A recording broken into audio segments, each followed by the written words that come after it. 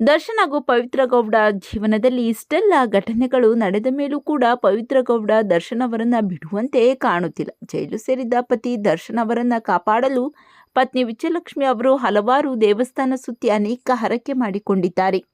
ಪವಿತ್ರ ಗೌಡ ಅವರಿಂದ ದರ್ಶನ್ ಅವರನ್ನ ದೂರ ಇಡಬೇಕೆಂದೇ RR ನಗರದ ಮನೆಗೆ ಕಳಿಸದೆ ತಮ್ಮ ಅಪಾರ್ಟ್ಮೆಂಟ್ನಲ್ಲೇ ಉಳಿಸಿಕೊಂಡಿದ್ದಾರೆ. ಇದೀಗ ಜೈಲಿನಿಂದ ಬಿಡುಗಡೆಯಾದ ಪವಿತ್ರ ಗೌಡ ಮಾಡಿರುವ ಕೆಲಸಕ್ಕೆ ದರ್ಶನ್ ಪತ್ನಿ ವಿಜಯಲಕ್ಷ್ಮಿ ಕಿಡಿಕಾರಿದ್ದಾರೆ. ಪರಪ್ಪನಗ್ರಹಾರ ಜೈಲಿನಿಂದ ಪವಿತ್ರ ಗೌಡ ರಿಲೀಸ್ ಆಗುತ್ತಿದ್ದಂತೆ ನೇರ ತಲಘಟ್ಟಪುರದ ವಜ್ರಮುನೇಶ್ವರ ದೇವಾಲಯಕ್ಕೆ ತೆರಳಿದ್ದು ಅಲ್ಲಿ ಪವಿತ್ರ ತೀರ್ಥಸ್ನಾನ ಮಾಡಿದ್ದಾರೆ.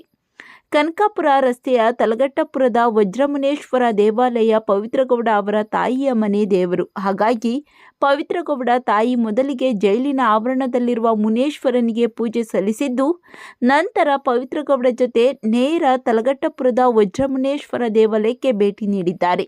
ಅಲ್ಲಿ ದೇವಾಲಯದ ಮುಂದೆ ಪವಿತ್ರ ಗೌಡ ತೀರ್ಥಸ್ನಾನ ಮಾಡಿದ್ದು, ದೇವರಿಗೆ ಹೂ, ಕಾಯಿ, ಅಗರಬತ್ತಿ, ನಿಂಬೆಹಣ್ಣು ಸಹಿತ ಪೂಜೆ ಮಾಡಲಾಗಿದೆ. ಅರ್ಚನೆ ಸಮಯದಲ್ಲಿ ಕುಟುಂಬದ ಹೆಸರು, ದರ್ಶನ್ ಹೆಸರನ್ನು ಕೂಡ ಪೂಜಾರಿಗಳಿಗೆ ಹೇಳಲಾಗಿದೆ. ದರ್ಶನ್ ಅವರ ಹೆಸರಿನಲ್ಲಿ ಅರ್ಚನೆ ಮಾಡಿಸಿದ್ದು ಕಂಡು ದರ್ಶನ್ ಪತ್ನಿ ವಿಜಯಲಕ್ಷ್ಮಿ ಅವರು ತುಂಬಾನೇ ಕೋಪಗೊಂಡಿದ್ದಾರಂತೆ. ಅನೇಕ ನೆಟ್ಟಿಗರು ಕೂಡ ಪವಿತ್ರ ಗೌಡ ವಿರುದ್ಧ ಕಾಮೆಂಟ್ ಮಾಡಿ ದರ್ಶನ್ ಹಾಗೂ ಅವರ ಕುಟುಂಬದ ಸಹವಾಸ ಬಿಟ್ಟು ನಿನ್ನ ಜೀವನ ನೋಡ್ಕೋ ಅಂತ ಬುದ್ಧಿ ಹೇಳಿದ್ದಾರೆ. ಪವಿತ್ರ ಗೌಡ ಅವರ ಬಗ್ಗೆ ನಿಮ್ಮ ಅನಿಸಿಕೆಗಳನ್ನು ತಪ್ಪದೇ ಕಾಮೆಂಟ್ ಮಾಡಿ ತಿಳಿಸಿ.